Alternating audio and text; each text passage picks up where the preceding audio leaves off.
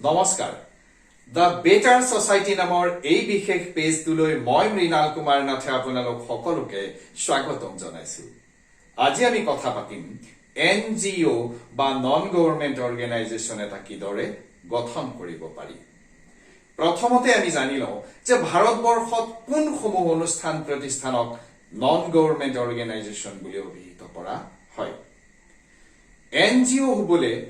দুটা শৰ্ত নিশ্চিতভাৱে পালন কৰিব লাগিব আৰু আনুষংগিক বহুত কথা আছে, কিন্তু মূলতঃ দুটা শৰ্ত। প্ৰথম, সেই সমূহ অনুষ্ঠানকেই NGO বা নন গভৰ্ণমেণ্ট অৰ্গেনাইজেশ্যন বুলি অভিহিত কৰিব পাৰি যিসমূহ অনুষ্ঠান সেই অনুষ্ঠানটোৰ লগত জড়িত হোৱা সদস্যসকলৰ ব্যক্তিগত লাভালাভৰ বাবে গঠন কৰা নহয়। অৰ্থাৎ সেই অনুষ্ঠানসমূহকহে NGO বুলি অভিহিত কৰিব পাৰি যিসমূহ অনুষ্ঠানে নিজৰ বাবে নহয়, দেশ আৰু দহৰ বাবে, ৰাইজৰ ভালৰ বাবে কাম কৰিবলৈ আগ্ৰহ প্ৰকাশ কৰি আগবাঢ়ি আহে। এইটো প্ৰথম চৰ্ত। সেইকাৰণে নন গভৰ্ণমেণ্ট অৰ্গেনাইজেশ্যন একোটাক অসমীয়াত আমি বেচৰকাৰী অনুষ্ঠান বুলি অভিহিত কৰাতকৈও স্বেচ্ছাসেৱী অনুষ্ঠান বুলি অভিহিত কৰাটো অধিক যুক্তিযুক্ত হ'ব বুলি মই ভাবো। প্ৰথম চৰ্ত। দ্বিতীয় চৰ্ত হ'ল সেই সমূহ স্বেচ্ছাসেৱী অনুষ্ঠানকে NGO বুলি অভিহিত কৰা হ'ব যিসমূহ স্বেচ্ছাসেৱী অনুষ্ঠানে ভাৰতবৰ্ষত প্ৰথম ছ'চাইটিজ ৰেজিষ্ট্ৰেশ্যন এক্ট, দ্বিতীয় কোম্পানীজ ৰেজিষ্ট্ৰেশ্যন এক্টৰ সেকশ্যন 25 অনুযায়ী আৰু তৃতীয়তে ট্ৰাষ্ট এক্ট অনুযায়ী নিজকে ৰেজিষ্টাৰ কৰায়। এই তিনিখনৰ ভিতৰৰ যিকোনো এখন আইনত অনুষ্ঠানসমূহে নিজকে পঞ্জীকৰণ কৰোৱাটো অতিকৈ জৰুৰী। তেতিয়াহে তেওঁলোকক নন গভৰ্ণমেণ্ট অৰ্গেনাইজেশ্যন বা স্বেচ্ছাসেৱী অনুষ্ঠান বুলি আমাৰ ভাৰতবৰ্ষত অভিহিত কৰোৱা হ'ব। এই দুটা চৰ্ত যিকোনো অনুষ্ঠানেই নিশ্চিত ৰূপত পালন কৰিবই লাগিব। এতিয়া আহোঁ কাৰ বাবে ছ'চাইটিজ ৰেজিষ্ট্ৰেশ্যন এক্টত ৰেজিষ্টাৰ কৰোৱাটো জৰুৰী, সহজ হ'ব পাৰে, আৰু কোনসমূহৰ বাবে কোম্পানীজ ৰেজিষ্ট্ৰেশ্যন এক্ট বা ট্ৰাষ্ট এক্টত ৰেজিষ্টাৰ কৰোৱাটো সহজ, উপযোগী হ'ব পাৰে। আমি ইতিমধ্যে কথা পাতিছোৱেই যে অসমৰ গাঁৱে ভূঞে, চহৰে নগৰে সিঁচৰিত হৈ থকা বিভিন্ন ৰাজহুৱা অনুষ্ঠানে আগবাঢ়ি অহাটো জৰুৰী যাতে তেওঁলোকে সম্পূৰ্ণ পেছাদাৰী মনোভাৱেৰে ৰাইজৰ বাবে কাম কৰিব পাৰে আৰু তাৰ বাবে তেওঁলোকে নিজকে একোটা NGO লৈ পৰিৱৰ্তিত কৰি ল'ব লাগে। এয়া আমাৰ দ্য বেটাৰ ছ'চাইটিৰ এটা মিছন। অসমত যিমানবোৰ ৰাজহুৱা অনুষ্ঠান আছে য'ত 20 গৰাকীতকৈ অধিক সদস্যা আছে, তেওঁলোকে ছ'চাইটিজ ৰেজিষ্ট্ৰেশ্যন এক্ট অনুযায়ী নিজকে পঞ্জীকৰণ কৰি লোৱাটো সহজ হ'ব পাৰে, উপযোগী হ'ব পাৰে। দ্বিতীয়তে, এনেকুৱা বিভিন্ন ব্যক্তি আছে যিয়ে দেশ আৰু দহৰ বাবে নিজৰ স্বাৰ্থ নোহোৱাকৈ কাম কৰিব বিচাৰে, অথচ তেওঁ বিভিন্ন মানুহক সংঘবদ্ধ কৰি লগ লগাই সমিতি বনাই বিভিন্ন মানুহৰ লগত একেলগে মতৰ অমিল হ'ব পাৰে, বিভিন্ন কাৰণ থাকিব পাৰে, তেনেকুৱাকে কাম কৰিব নিবিচাৰিব পাৰে, অথচ তেওঁ কিন্তু দেশ আৰু দহৰ বাবে কাম কৰিব বিচাৰে। তেনেকুৱা ব্যক্তিসকলে কোম্পানীজ ৰেজিষ্ট্ৰেশ্যন এক্টৰ সেকশ্যন 25 অনুযায়ী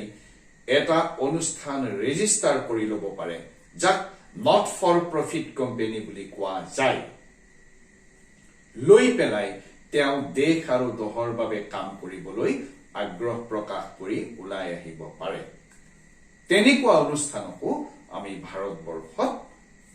নন গভ অৰ্গেনাইজেশ্যন বা স্বেচ্ছাসেৱী অনুষ্ঠান বুলি কম।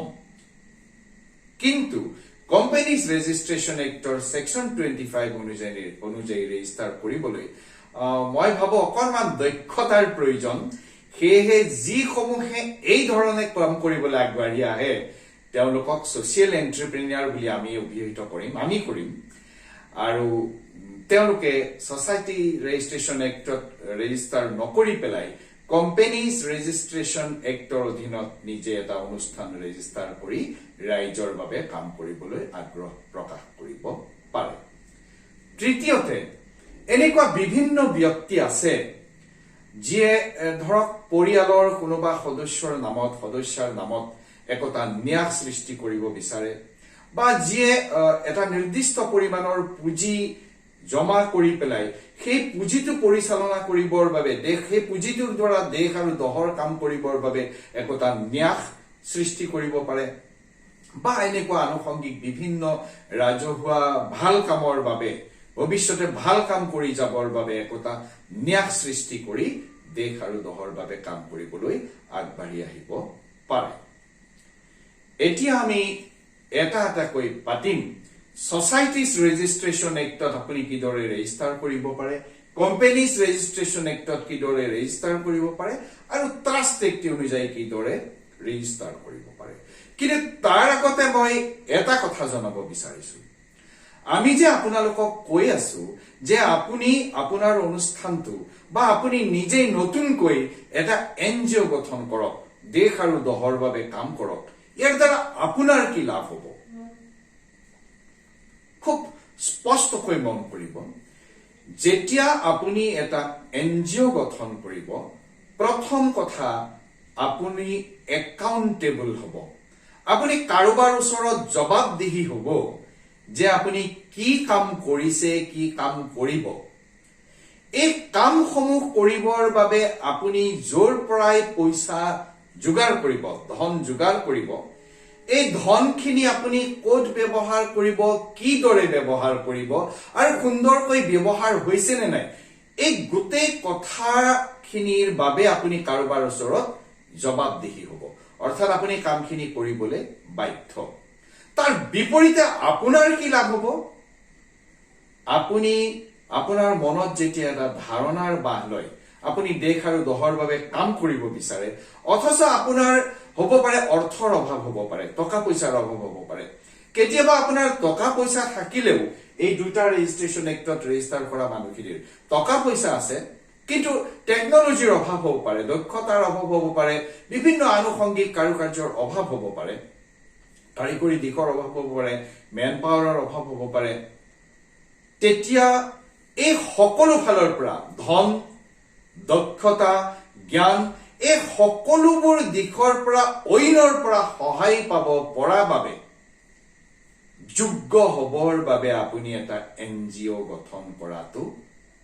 দৰকাৰ অৰ্থাৎ যদি আপুনি এনেই এটা সাধাৰণ ৰাজহুৱা অনুষ্ঠান হৈ কাম কৰি নাথাকি NGO এটালে পৰিৱৰ্তিত হয় আপুনি আপোনাৰ ধাৰণাক ৰাইজৰ বাবে কাম কৰিবলৈ যিটো ধাৰণাৰ আগবাঢ়ি যাব বিচাৰিছে সেই ধাৰণাক বাস্তৱ ৰূপ দিয়াৰ বাবে আপুনি কাৰোবাৰ পৰা টকা পইচা পাব পাৰে কাৰোবাৰ পৰা আপুনি টেকনলজি পাব পাৰে জ্ঞান পাব পাৰে কাৰিকৰী দিশত সহায় সহযোগ পাব পাৰে আৰু বহুত ক্ষেত্ৰত আমাৰ মানুহ মাত্ৰে আমি আলস্যতা আমাৰ এটা স্বভাৱ এই আলস্যতাৰ বাবে আমি যদি কাম কৰিবলৈ আগবাঢ়ি যাবলৈ মনো নোযোৱা হয় যেহেতুকে NGO গঠন কৰাৰ পিছত আমি কাৰোবাৰ ওচৰত দায়বদ্ধ হৈ থাকিম এটাকে আমি কৰিব বিচৰা কামটো কৰিবই লাগিব বুলি ধাৰণা এটাৰে আগবাঢ়ি যাব লাগিব এটাকে কামটো বাস্তৱ ক্ষেত্ৰত পৰিণত হোৱাত সহায়ক হয় মই ভাবো এই তিনিটা কাৰণৰ বাবে এগৰাকী ব্যক্তিয়ে ৰাইজৰ বাবে কাম কৰিবলৈ যোৱাৰ আগতে এটা NGO গঠন কৰি লোৱাটো অতিকৈ জৰুৰী এতিয়া আমি আহো সোসাইটিজ ৰেজিষ্ট্ৰেচন এক্ট অনুযায়ী একতা ৰাজহুৱা অনুষ্ঠানে ইতিমধ্যে থকা ৰাজহুৱা অনুষ্ঠানে কেনেদৰে নিজকে ৰেজিষ্ট্ৰেচন কৰিব লাগে আপুনি তাৰ বাবে কি কি ধৰণে সাজু হ'ব পাৰে এইটো নহয় যে ইতিমধ্যে বৰ্তি থকা ৰাজহুৱা অনুষ্ঠানসমূহেহে সোসাইটিজ ৰেজিষ্ট্ৰেচন এক্ট অনুযায়ী ৰেজিষ্টাৰ কৰিব পাৰে এইটো নহয় কোনোবা ব্যক্তিয়ে যদি সমিতি পঞ্জীকৰণ আইনৰ অধীনত নিজৰ অনুষ্ঠানটোক ৰেজিষ্টাৰ কৰিব বিচাৰে তেও পাৰে তেও এই কথাখিনি শুনক তেও এটা সমূহীয়া অনুষ্ঠান গঠন কৰক যিটো অনুষ্ঠান তেও সোসাইটিজ ৰেজিষ্ট্ৰেচন এক্ট অনুযায়ী ৰেজিষ্টাৰ কৰি ল'ব পাৰে মই আৰু এটা কথা কৈ থৈছো NGO গঠন কৰিবলৈ যি তিনিখন আইনৰ কথা আমি কৈ আছো এই তিনিখন আইনৰ ভিতৰত সোসাইটিজ ৰেজিষ্ট্ৰেচন এক্ট অনুযায়ী নিজৰ অনুষ্ঠানটোক ৰেজিষ্টাৰ কৰাটো তুলনামূলকভাৱে উজু সহজ আপুনি কাম কৰিবলৈ আগবাঢ়ি যাব পাৰে কোম্পানী ৰেজিষ্ট্ৰেচন এক বা ট্ৰাষ্ট এখন টান বুলি কোৱা নাই অকনমান দক্ষতাৰ প্ৰয়োজন চাই থাকোতে বুজিব যাৰ যিটো ক্ষেত্ৰত ভাল লাগে যিখন এক্ট অনুযায়ী ভাল লাগে সেইখনতে আপোনালোকে নিজকে ৰেজিষ্টাৰ কৰি ল'ব পাৰে